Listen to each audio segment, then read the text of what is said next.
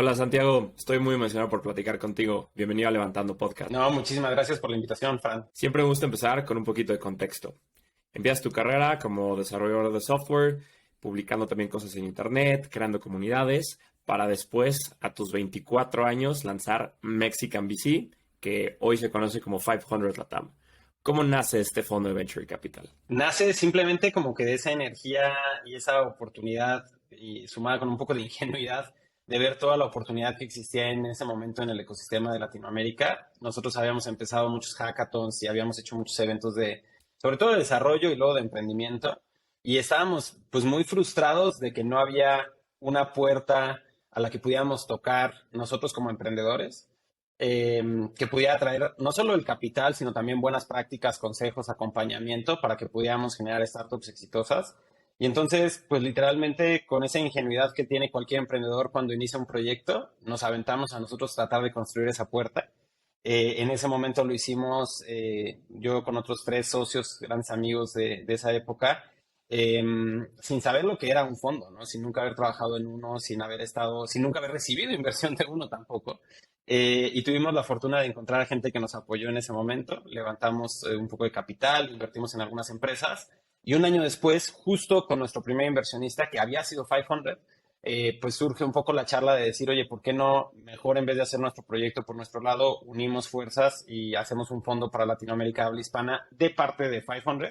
Y fue ahí que ya más formalmente empieza pues esa trayectoria que hoy nos ha llevado a invertir en 300 empresas, en estar involucrados con algunas empresas pues que hemos tenido la fortuna de que tengan mucho éxito, y obviamente también con muchos fracasos que nos han enseñado mucho.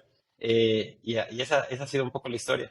Cuando empiezas a levantar este primer fondo de 500, bueno, en ese momento Mexican VC, creo que alrededor de 2011, si no me equivoco, ¿cuáles fueron los principales retos que enfrentaste al momento de tratar levantar capital?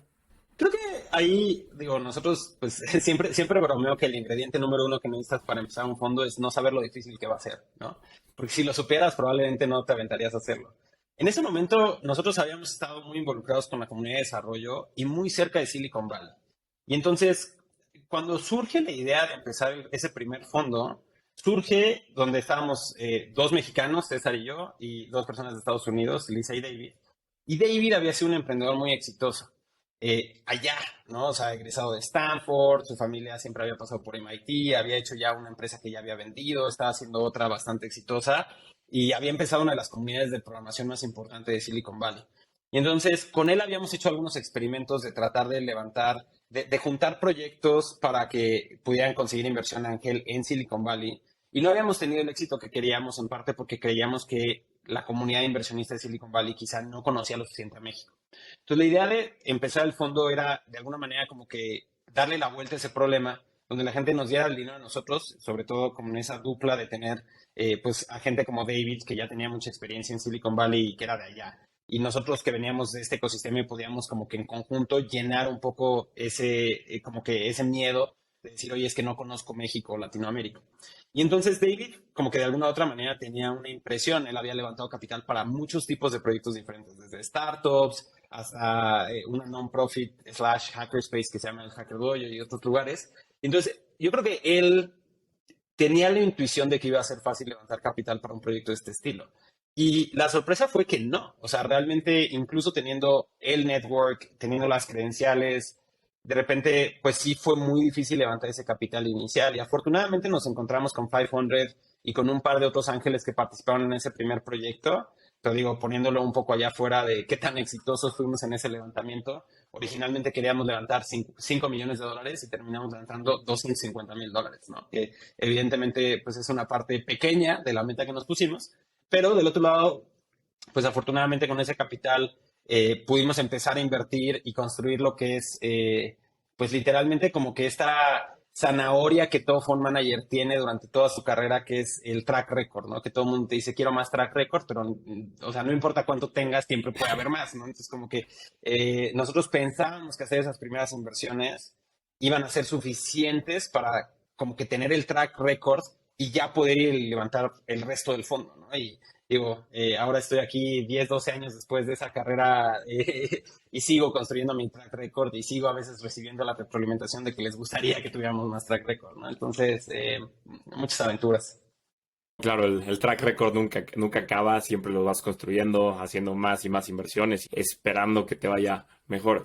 Y en estos 11, 12 años pues empezaste 2011, ¿no? Hoy estamos grabando finales de 2022. ¿Qué tanto ha evolucionado el ecosistema de LPs, de estos inversionistas que entran a los fondos de VC? O sea, me imagino, y bueno, de las experiencias pasadas que tuve en Dux Capital, de lo que aprendí era mucho, había que evangelizar al LP, había que decirles qué es el asset class, cómo se come VC, qué es lo que se espera. Entonces, ¿cómo has visto tú toda esta evolución del LP en esta más de una década? Claro. Nosotros, digo, hemos visto la evolución del ecosistema en general, ¿no? Y vemos cómo en todas las aristas ha habido cambios muy grandes. En 2011, que nosotros estábamos levantando ese primer vehículo, de alguna u otra manera como que veíamos total y completamente un lienzo en blanco en Latinoamérica, ¿no? O sea, sí había habido algunos esfuerzos y estaban empezando algunos otros, pero la realidad es que, como dices, pues no había ni el conocimiento ni el apetito de invertir en este tipo de proyectos y más bien lo que había era pura oportunidad. Y de ahí hemos hecho otros tres vehículos, uno en 2013, ya siendo parte de 500, que se le llamamos Luchadores 1, que es un vehículo de $3.2 millones. Hicimos Luchadores 2 en 2016. Hicimos Luchadores 3 ahora en 2019 y es el vehículo que estamos actualmente invirtiendo. Y en cada uno de esos vehículos hemos visto, como dices, si nos centramos en el LP Base, cómo ha ido cambiando un poco la relación, ¿no? Entonces, si en el vehículo original de Mexican VC, cuando tratamos de conseguir reuniones en Latinoamérica, te puedo decir que ni siquiera nos daban las reuniones, ¿no? O sea, no había un interés. Yo creo que para Luchadores 1 y Luchadores 2 estábamos haciendo mucho de lo que dices ahorita de evangelizar y estábamos hablando con muchos inversionistas individuales, algunos family offices y poco a poco empezamos a ver cómo algunos corporativos empezaron a estar interesados. También empezamos a ver un esfuerzo grande de la banca de desarrollo, de estar ayudando a desarrollar el ecosistema para generar empleo, para generar competitividad, para generar desarrollo económico. Y yo creo que ya en el vehículo de 2019 empezamos a ver lo que sería como que una mezcla, pues quiero decir como tradicional de LP Base que hemos visto en algunas otras regiones desde el lado de 500, pero luego justo ahí como que viene la pandemia y también ves como pues diferentes actores del lado del LP pues empiezan a tener diferentes reacciones, ¿no? Desde algunos de decir, o sea, no sé, por ejemplo, los corporativos creo que cuando llegó la pandemia pues pusieron pagos en todo hasta saber cómo les iba a impactar a sus negocios. Creo que del otro lado, gente muy innovadora y con decisión rápida dijo, híjole, en este momento va a ser un buen momento para invertir. Entonces vimos algunos jugadores, sobre todo high net worth individuals y family offices, tomar decisiones quizá un poco más rápida. Justo en ese momento donde aparte veías el asset class empezando a volverse algo más de moda, ¿no? O tomar un poco más de centro en la atención de la gente, en parte relacionado con empezar a ver esos primeros casos de éxito llegando a evaluaciones de más de $1 billón, llegando a pues volverse también como que lo que en inglés le llaman household names, ¿no? De que realmente dices, oye, pues salgo a la calle o prendo la tele o veo mi consumo todos los días y estoy usando estos startups, ¿no? Entonces, evidentemente, pues ya no puedo discutir que no va a pasar en México, ¿no? Está pasando y entonces ahora quiero ser parte. Sí, totalmente de acuerdo con este cambio de pues un poquito de paradigma, porque ya la gente ya sabe que es Kavak, ya sabe que es Bitso, o sea, usan estos servicios y también si lo ves en una foto mucho más grande, pues usan Uber, usan Facebook, usan Twitter, Instagram, entonces ya usan estas empresas de tecnología y también usan las empresas que nacieron aquí en Latinoamérica. Y también me pasa igual que lo relaciono mucho con amigos míos que pues, varios ya están entrando a trabajar, etcétera, entonces ya buscan entrar a startups o venture capital. Ya no es tan sexy irte a banca de inversión, a corporativos, etcétera. Entonces también hay un cambio de mentalidad como en las nuevas generaciones y es algo que me toca ver muy, muy de cerca. Y sobre este LP-based, o sea, digamos, este fondo de alrededor de $17 millones, ¿cómo dirías que están distribuidos tus LPs? En tema de más hacia Family Office, más hacia High Net Worth, otros institucionales, o sea, ¿cómo es esta distribución? Tenemos como que LP Base bastante distribuido. Desde el primer fondo, creo que, digo, si volteamos a ver Mexican VC, pues el inversionista más grande es 500 y después tuvimos tres ángeles inversionistas. Cuando volteamos a ver Luchadores 1, era más que nada inversionistas individuales. Y eso pues tiene que ver con que, pues justo platicábamos un poco que no existía ese LP Base. Entonces, en Estados Unidos quizás se lo llamarían como un angel fund, ¿no? Luego, Luchadores 2, empezamos a ver una institucionalización de nuestro LP Base, Ahí contamos ya con el IFC, contamos con un Family Office, quizá entrando ya desde el lado tradicional de Family Office y dos corporativos también entrando de manera muy significativa y otro pool de High Net Worth Individuals y de Angel Investors. Para Luchadores 3 vemos una diversificación muy similar. Tuvimos la fortuna de trabajar con el Banco Interamericano de Desarrollo, con algunos family offices de la región, con algunos corporativos y también, sobre todo, hacia el fundraising que pasó más durante la pandemia.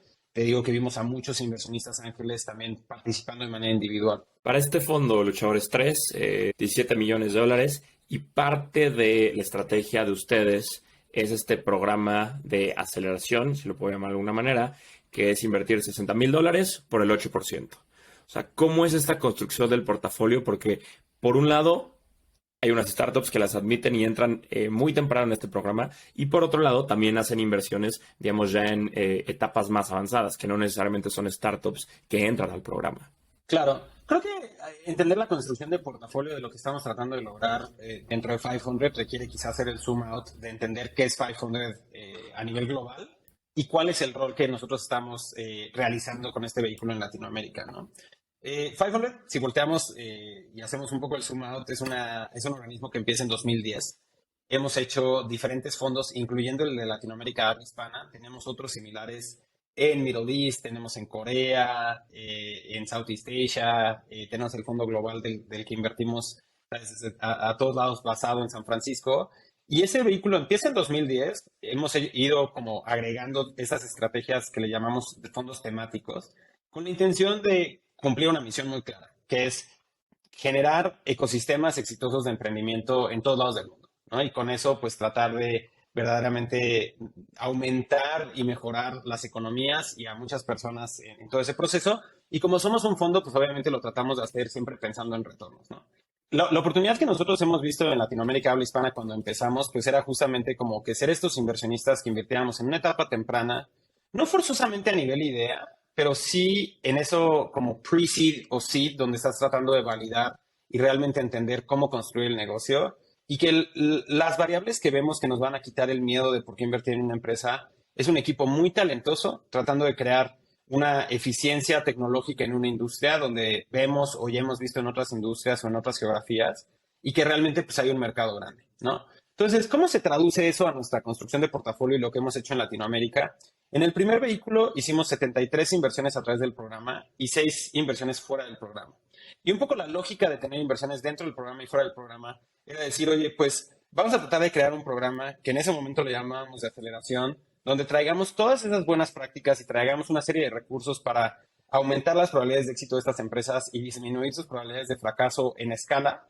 Pero si encontramos empresas que por alguna razón no son compatibles con eso, pues no pasar de esas oportunidades, sino más bien como que trabajar en conjunto y quizás hacerles, entre comillas, como un programa a la medida que les pudiera servir, ¿no? Entonces, en ese primer vehículo, pues algunos buenos ejemplos de empresas que pasaron por el programa, pues está Confío y 99 Minutos. Y buenos ejemplos de las empresas que no pasaron por el programa, pues está Click, ¿no? En Luchadores 2 hicimos 74 inversiones, 68 a través del programa y 6 fuera del programa. Y para el vehículo que estamos haciendo ahorita son 100 a través del programa y 30 fuera del programa, que de hecho dejamos de llamarle programa de aceleración.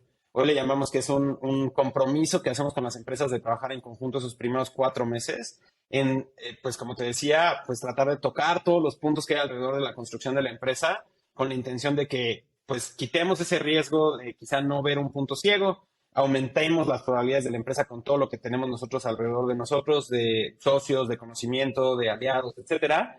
Pero también, sobre todo, para nosotros empaparnos muy fuerte del problema que están tratando de resolver para poder ser buenos socios para los próximos 5 o 10 años, ¿no? Y las empresas en las que invertimos fuera del programa, pues como te digo, siguen siendo empresas en una etapa muy similar, pero simplemente creemos que el programa no es tan compatible para esta empresa en este momento y queremos más bien hacerles algo a la medida. Entonces, esa es la construcción de portafolio, pero donde conecta con lo que te decía de 500 a nivel global, es que nosotros una de las cosas que hemos ido haciendo es poco a poco aumentando la capacidad que tenemos de hacer inversiones de seguimiento. Entonces, hacemos inversiones de seguimiento de entre 50 a 250 mil dólares del vehículo local. Hemos hecho inversiones de seguimiento de 3 a 5 millones de dólares desde el fondo global y podemos hacer SPVs de 30 a 50 millones de dólares en siguientes etapas. Entonces, parte de lo que estamos tratando de hacer, y por lo que decía cuando decías la palabra portafolio construction, pues es realmente cómo utilizamos esta diversificación y este conocimiento que tenemos de cómo construir empresas en la etapa temprana para, pues realmente construir un ecosistema completo de empresas que se pueden apoyar y ayudar como comunidad y pues realmente con todo ese volumen. Pero luego, poco a poco, cómo vamos aumentando la capacidad que tenemos de invertir en estas etapas, pues quizá hasta justo antes de un IPO, ¿no? Este último fondo, dijiste, planean invertir 130 empresas, han invertido ya más de 200. ¿Cómo le dedican el tiempo a todas las empresas de su portafolio? ¿Cómo esto lo logran a una escala tan grande? Porque yo tengo normalmente los fondos de VC tradicional, tienen alrededor de entre, no sé, 15, 30 empresas en su portafolio y manejar, digamos, este portfolio management, apoyar a las empresas de tu portafolio, llega a ser complicado. ¿Ustedes cómo dan todo este seguimiento, aportar valor, etcétera, a las empresas de su portafolio? Creo que tenemos diferentes pilares en los que tratamos de construir esto, ¿no? A nivel global tenemos 3.000 inversiones, en la región tenemos 300, y parte de eso tiene que ver con, o sea, realmente retarnos a decir, oye, yo quiero ser el mejor socio que estas empresas tengan, sin importar que yo tengo este volumen, ¿no? Entonces, como que no vemos en ninguna forma nuestra estrategia, en inglés le llaman spray and pray, vemos todo lo contrario, ¿no? Realmente, o sea, cómo logramos construir alrededor de toda esta estrategia muchísimo valor para que las empresas en verdad nos quieran como socios en su cap table, ¿no? Entonces, eso lo hacemos con una serie de diferentes estrategias. La primera es, como te digo, la idea de tener este programa, pues es que al principio de la relación nos podamos conocer muy bien. Y eso es de los dos lados, ¿no? Que las empresas conozcan cómo sacar valor de 500 y también nosotros conocer los problemas específicos de su industria, de su problema, conocer cómo trabajan y generar esa relación. Creemos que si tenemos esa relación profunda, el resto de la generación de valor va a ser muy sencilla, porque sabemos verdaderamente cómo trabajar, tenemos el canal de comunicación abierto y una comunicación muy directa y muy constante. Después de eso, tenemos como que esta lógica de decir, oye, yo quiero agregar valor con diferentes cosas. Con tecnología, quiero agregar valor con procesos, quiero agregar valor con comunidad y quiero agregar valor de manera humana y personal, ¿no? Y entonces, con todo eso, creo que hemos generado un stack que podemos agregar valor para empresas en diferentes etapas, de diferentes maneras. Obviamente es algo que hemos ido aprendiendo en estos 12 años de que exista 500, pero te doy algunos ejemplos. Cuando terminamos el programa o cuando hacemos una inversión en directo, seguimos teniendo un calendario de cómo nos vamos a reunir. Una persona que es el punto de contacto de nuestro lado con la empresa y normalmente es una frecuencia que empieza después del programa, o sea, durante el programa es 2 o 3 veces a la semana. Después del programa puede ser una vez al mes y puede bajar a una vez por quarter en 2, 3 años, dependiendo de cómo es la relación con la empresa, o puede quedarse en una vez al mes, o puede bajar a una vez cada 2 semanas, una vez cada semana. Y entonces ahí tenemos ese hilo conductor constante donde estamos conociendo el estatus de la empresa. Y después tenemos, pues, primero que nada, este superpoder de la comunidad, donde si vemos un problema que ya ha pasado 5, 10, 20 veces, pues tenemos a gente en nuestra comunidad que lo ha vivido y podemos de ahí, pues ya sea conectar a la empresa con personas que han vivido el mismo problema para que compartan experiencias, como también puede ser la posibilidad de que ya hayamos destilado eso en un pequeño playbook, ¿no? Después tenemos procesos muy claros. Entonces, por ejemplo, si una empresa está en el proceso de levantar capital, ya tenemos un proceso de decirle, oye, esto es lo que necesitas, te podemos ayudar con estas cosas, aquí hay una herramienta con la cual puedes ver nuestro directorio de inversionistas, etcétera. Y entonces, cada una de las cosas que vamos aprendiendo que las empresas necesitan de manera muy frecuente, pues vamos creando procesos muy claros, ¿no? Y arriba de eso le estamos empezando a levantar tecnología para que esos procesos incluso nos cuesten menos trabajo a nosotros poderlos operar y poder dar ese valor.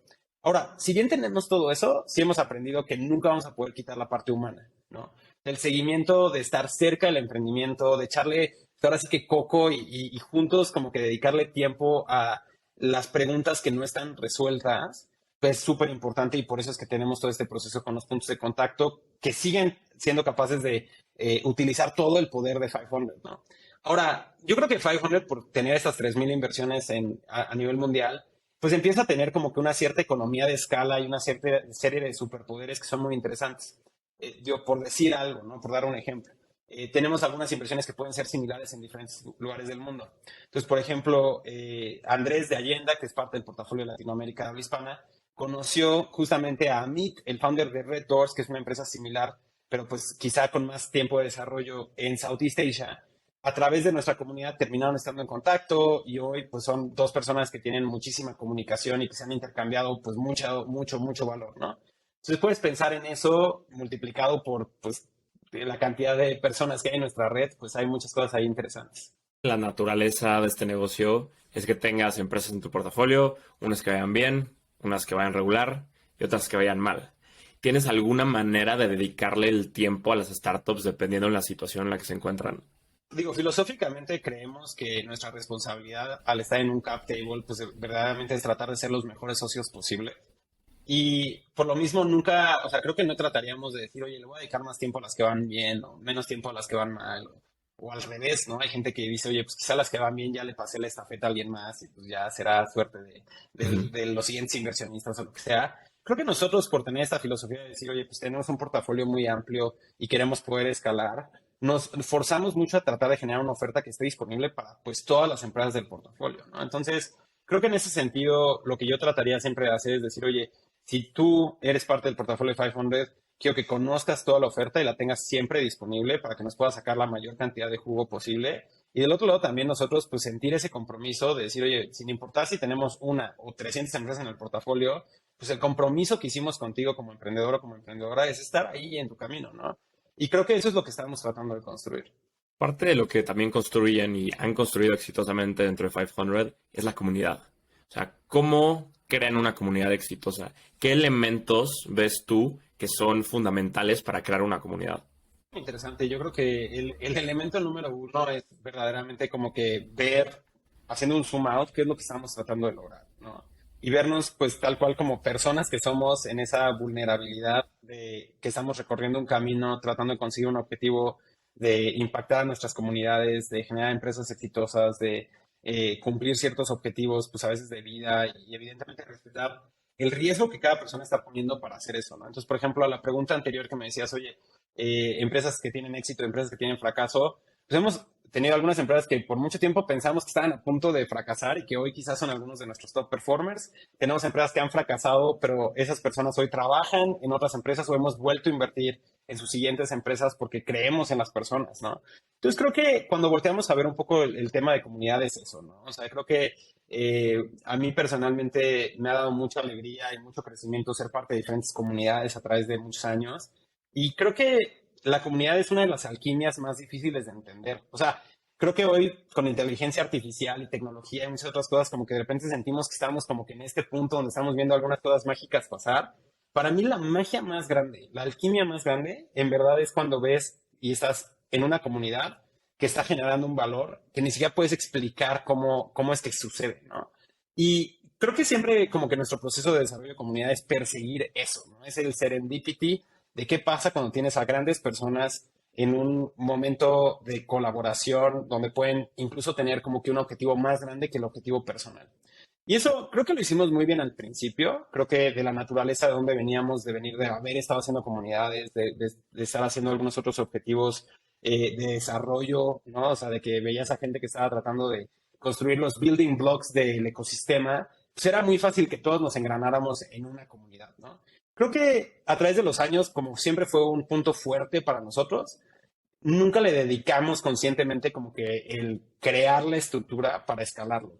Y creo que sufrimos un poco de eso y hoy estamos una vez más, ahora sí que ahora con los dos puntos, ¿no? De haber tenido el DNA desde el principio y el ahora haberle dedicado mucho tiempo a tratar de pensar cómo es que queremos que nuestra comunidad sea, empezando a ver los beneficios de ello. Recientemente hicimos un retiro de founders donde como que fue el momento donde todo eso se termina de culminar y vemos la magia pasando en el cuarto. Y creo que es tal cual eso, es vernos a todos los que estamos involucrados con lo que estamos haciendo como grandes personas talentosas que estamos tratando de hacer lo mejor que podemos en un mundo muy difícil, donde estás compitiendo en contra del ecosistema, de la falta de capital, de la velocidad que quieres hacer las cosas, de lo difícil que es llegar a proponerle algo muy grande a la industria. Y en esa vulnerabilidad, en ese como que entendimiento tan claro de lo grande que es lo que estamos tratando de lograr, pero lo difícil que creo que en ese hueco como que se construye esa energía de decir, oye, pues más vale que vayamos juntos, ¿no? Y muchas veces eso es dentro de 500, muchas veces eso es como comunidad completa en la industria, ¿no? Y eso es, yo creo que una de las cosas más bonitas que tiene el ecosistema de startups, que pues realmente todos estamos tratando juntos de construir un mejor ecosistema empresarial para el mundo, para la región, para nuestro país, para nuestra ciudad. Y nada, pues creo que es eso.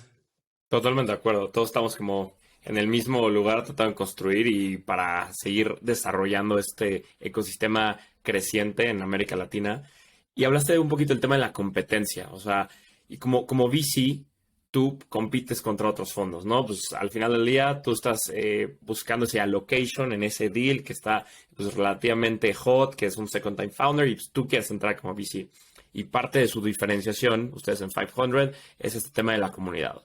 Hay otros VCs, no sé, por ejemplo, se me ocurre ahorita en Estados Unidos uno muy grande que invierte también en Latinoamérica, Harlem Capital, que también está este community building, Latitude, lo tienes, digamos, el fondo de Latitude. Entonces, o sea, ¿qué beneficios, digamos, más tangibles has tenido gracias a esta comunidad? Y como manera de diferenciación respecto a otros VCs que no tienen tan marcado este tema de community building como ustedes. Creo que te voy a dar una non-answer, ¿no? O sea, porque como que cuando escucho la pregunta, mi cerebro no la puede compilar. O sea, para mí, todas las personas que acabas de mencionar y podríamos pasar, afortunadamente podríamos pasar minutos mencionando a algunas otras personas que están creando grandes cosas para la industria. No hay forma de que me menciones una y que en mi mente lo primero que me venga a la mente es competencia. O sea, en todo momento va a venir colaboración, va a venir cómo construimos esto en conjunto. Y hemos co-invertido con absolutamente todos, ¿no? Y de verdad, y en todos los formatos, ¿no? Hemos invertido antes, después, juntos, o sea, y eso es lo que queremos hacer. Entonces, creo que cuando yo pienso en algunos de estos temas, más que pensar en competencia o colaboración, otras cosas, o sea, para mí el competidor, o sea, lo que me despierto todos los días y digo, híjole, qué miedo, esto nos puede matar, esto está peligroso, oye, echémosle todas las ganas a esta batalla. En ninguna manera es el que está al lado de mí luchando esta batalla. Es el mercado, es cómo le ayudamos, en mi caso en específico, a Latinoamérica a generar grandes startups. ¿Cómo hacemos que en contra de toda la incertidumbre, ¿sabes? O sea, tienes crisis, pandemia, guerra, inflación, macroeconomía complicada, y lo difícil que es emprender, esa es mi competencia, ¿sabes? Y entonces, ¿cuál es mi diferenciador? Y creo que el de 500 en general, cuando volteamos a ver un poco esto y decimos, oye, pues ¿con quién me quiero asociar y ojalá esto resuene y atraiga a las personas adecuadas con esto? Son las personas que lo ven de esa misma manera, ¿no? Y que estamos tratando juntos de decir, oye, tengo una meta, veo una oportunidad muy clara en el mercado, tengo ciertas habilidades, creo que con el trabajo que puedo yo realizar, unos cuantos recursos y el trabajo en equipo, hay una oportunidad aquí de que cambiemos el mundo, ¿no? Pero sé que tengo todo en contra. Y entonces, ¿cómo voy y aumento mis probabilidades de tener éxito a través de traer a grandes aliados que ¿sabes? Disminuyan esas probabilidades de fracaso y que me ayuden a avanzar un poco? Ese es el negocio, ¿no? Creo que en inglés hay esta frase que se llama FOMO, ¿no? Que es el Fear of Missing Out, ¿no? Y mucha gente opera con esta lógica de cómo genero FOMO para levantar capital, cómo genero FOMO para diferentes cosas. Y yo o sea, como que pienso que nosotros estamos en otro negocio que es el del flow, ¿no? Y el decir, oye, ¿cómo logramos fluir? ¿Cómo logramos tomar suficiente inercia? ¿Cómo logramos constantemente traer tanto valor que lo que hacemos sea imposible de ignorar? Pero es que, o sea, y quizá el objetivo es el mismo, pero si lo piensas desde la lógica de cómo lo estás generando, es radicalmente diferente, ¿no? Entonces, creo que la ambición que nosotros tenemos y que todos los días nos despertamos a tratar de trabajar en la misión de 500 y lo que hacemos tanto a nivel global como en Latinoamérica, pues es cómo logramos eso, ¿no? O sea, cómo logramos traer tanto valor a nuestro portafolio, cómo logramos que las personas que están asociándose con nosotros vean el valor de lo que estamos haciendo y que de verdad digan, oye, o sea, le digan a la persona de al lado, oye, si tú quieres estar en una mejor situación, acércate para acá, ¿no? Porque verdaderamente aquí es donde están pasando algunas de estas cosas. Ahora, en ese mismo sentido, o sea, no tenemos ni el ego ni la ingenuidad de pensar que somos los únicos que tenemos la capacidad de generar valor, ¿no? Entonces, la mejor manera de juntos como que generar ese, pues, flow, pues es verdaderamente también encontrar a otras entidades que tienen esa misma filosofía, que están generando mucho valor y acercarnos a tratar de trabajar lo más de cerca posible, ¿no? Entonces, para mí me emociona mucho lo que está pasando en el ecosistema de startups, justamente por eso, porque, o sea, qué bonito es que podamos hoy, a diferencia de hace 10 años cuando empezamos, decir, oye, ¿con quién me voy? ¿Con este o con esto, con aquel? Este me puede dar esto, este me puede dar aquello. Oye, pues qué padre, ¿no? O sea, cuando volteas a ver la cantidad de gente que existe en la región, que tiene las capacidades para emprender, te sigo asegurando que hay muchas más personas que deberían de estar emprendiendo que los canales a través de los cuales pueden esas personas pasar, ¿no? Entonces, creo que tenemos que seguir retándonos a seguir aumentando la capacidad que tiene el ecosistema de apoyar a emprendedores y emprendedoras. Me encanta la manera que lo pones, flow y FOMO. Pero ahora, tú como inversionista, ¿cómo evitas el FOMO? O sea, vimos este exceso de capital de startups 2020, 2021, todos levantando evaluaciones altísimas, tal vez un poquito a principios de 2022. O sea, ¿qué frameworks o qué sigues tú para evitar este FOMO como VC? Creo que ahí lo que pasa por mi mente enseguida sí es la palabra disciplina. Creo que cuando tú pues vas como que desarrollando tu intuición, vas entendiendo un poco cómo funcionan las diferentes rondas y de alguna u otra manera como que entiendes de dónde vienes y a dónde vas. Cuando las cosas empiezan a salir de ese espectro, como que te empiezas a tener que preguntar, ¿no? Oye, ¿esto funciona o no funciona? ¿No? Entonces, nosotros, pues por la naturaleza de dónde venimos, sobre todo, digo, 500, creo que siempre hemos, en algún formato venimos de ser esos underdogs, ¿no? Y de alguna otra manera estar pensando en cómo con poco capital logramos mucho, tanto a nivel fondo como en cada una de las inversiones y en cada una de las empresas del portafolio. Entonces nosotros, pues históricamente veníamos de invertir esos tickets pequeños en pre-seed, suponiendo que iba a haber poco capital después de nosotros, que conseguir ese capital es difícil. Y entonces, si tú volteas a ver nuestro portafolio, una de las cosas que vas a encontrar desde el principio de lo que hacemos en Latinoamérica habla hispana y que se replica en casi todos los demás portafolios de 500 a nivel global, es que casi siempre invertimos en empresas que tienen un modelo de negocio relativamente probado, que hay como que un cierto entendimiento de unit economics, que hay como que una cierta responsabilidad de cómo tratar de generar ese crecimiento. Yo me acuerdo muy bien en 2016, 2017 que estábamos haciendo Luchadores 2 y estábamos a punto de cumplir nuestra inversión número 100. Tuvimos la fortuna de invitar a nuestro equipo a Juan Dulanto, que era un gran emprendedor, bueno, es un gran emprendedor, pero en ese momento venía de haber estado haciendo Washio, donde levantó 17 millones de dólares y fracasó en hacer lavandería on demand en Estados Unidos, ¿no? Bueno, lavandería y limpieza en general. Eh, y él, literalmente, cuando se suma al equipo, viene de haber quemado 17 millones de dólares que levantó en como que, pues, Silicon Valley en este momento, como de que todo el mundo quería hacer cosas on demand. Y se da cuenta de que ese negocio no funciona. Los unit economics no funcionan en Estados Unidos en ese momento. Entonces regresa y pasa con nosotros, estuvo con nosotros año y medio o dos, donde él daba una y otra vez charlas alrededor de cómo necesitabas que tus unit economics funcionen, porque si no funcionan, tarde o temprano la realidad te alcanza, ¿no? Y entonces, pues yo me siento muy orgulloso y muy feliz de que pues puedes regresar en nuestro canal de YouTube al 2017 y encontrarías seguramente contenido alrededor de Unit Economics. Y entonces, pues digo, me imagino que todo el mundo hoy, cuando ve el reajuste de la industria, todo el mundo dice, no, yo siempre he estado en los Unit Economics. Nosotros es en serio, ¿no? Y entonces, cuando volteas a ver el impacto del portafolio, pues evidentemente sí hay empresas donde tuvimos que cambiar rápidamente de estrategia y que quizás sí habíamos acercado un poquito nuestro levantamiento de capital a ese blitzscaling, pero creo que realmente son pocos los casos, ¿no? O sea, realmente en el grueso de nuestro portafolio, en el grueso de nuestra filosofía, como que hemos estado pensando en los fundamentals desde el principio, de decir, oye, siempre ha sido difícil levantar capital, hay grandes oportunidades allá afuera, la tecnología nos democratiza acceso a poder traer oportunidades a las industrias, pues cómo lo hacemos de manera súper eficiente desde el principio para construir grandes negocios.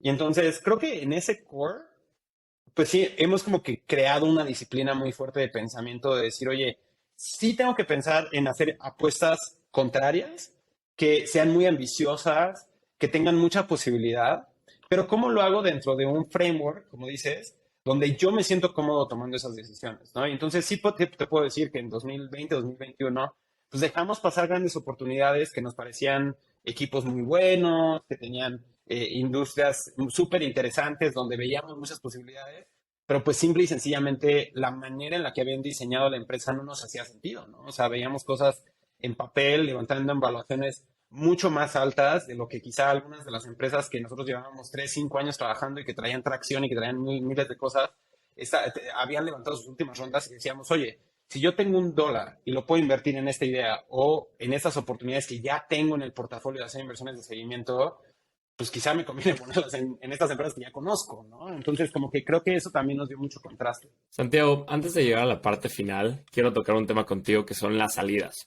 O sea, como un fondo de VC que entra como ustedes en etapa, pues a veces idea, a veces no hay ni MVP, a veces apenas tienen un MVP, o sea, digamos pre-seed, seed. O sea, ¿en qué momento yo como fondo de Venture Capital me salgo de estas inversiones?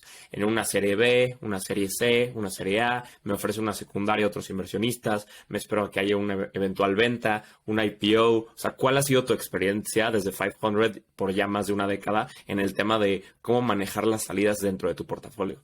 O sea, sí es un tema muy complicado donde siempre como que ya que tienes el resultado de lo que pasó con una empresa y volteas a ver las decisiones que tomaste en el pasado, pues es muy claro si debiste haber hecho algo diferente, pero en el momento en el que tienes las oportunidades, es todo lo contrario, ¿no? Es pura incertidumbre.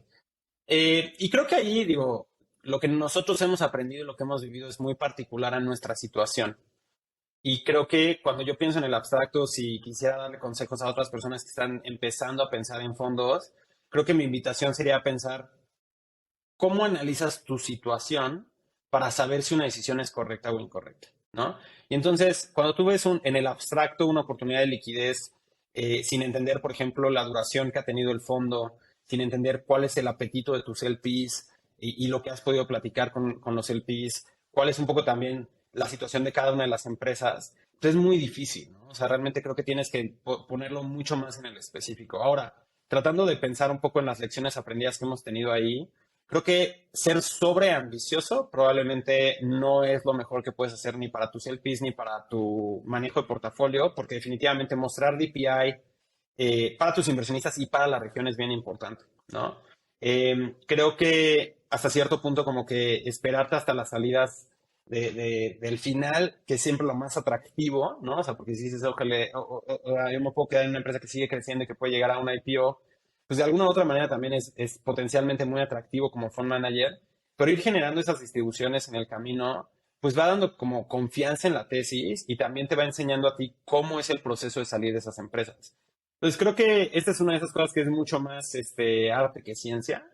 Creo que es un tema que deberíamos de traer mucho más al ecosistema, porque cuando tú piensas en el abstracto, cuál es el trabajo de un fondo, pues tiene que ser, pues tener el capital primero, ¿no? Para poder encontrar grandes oportunidades y tener acceso a ellas, saberlas evaluar, generar valor y últimamente regresar ese capital a los inversionistas.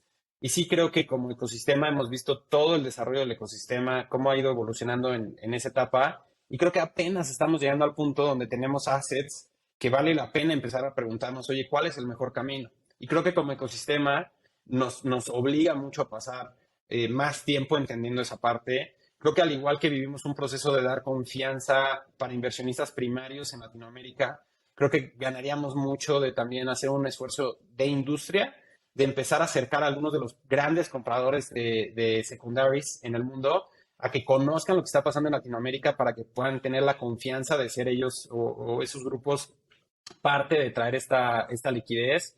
Creo que también pues tendremos que vivir más el proceso de ver empresas salir a bolsa y tener salidas grandes también como para terminar de dar confianza.